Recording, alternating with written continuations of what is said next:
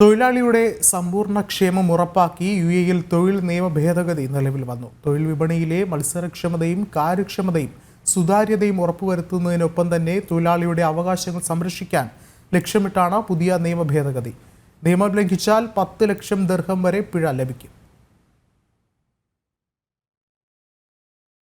യുഎഇയിൽ തൊഴിലാളികളുടെ ക്ഷേമം ലക്ഷ്യമിട്ട് കഴിഞ്ഞ ജൂലൈ 29-ന് തൊഴിൽ നിയമത്തിൽ വരുത്തിയ ഭേദഗതികളാണ് ഇന്നു മുതൽ പ്രാബല്യത്തിലായത്.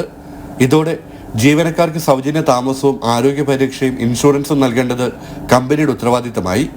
ജീവനക്കാരുടെ വ്യക്തിഗത രേഖകൾ പിടിച്ചുവെക്കാനും കരാർ അവസാനിപ്പിച്ചാൽ രാജ്യം വിടാനും നിർബന്ധിക്കാൻ കമ്പനിക്ക് അവകാശമില്ല.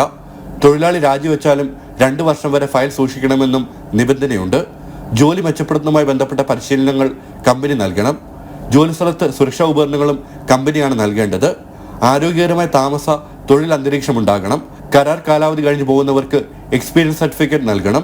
നാട്ടിലേക്ക് തിരിച്ചു പോകുന്നവർക്ക് വിമാന ടിക്കറ്റ് നൽകണമെന്ന നിബന്ധനയുണ്ട്.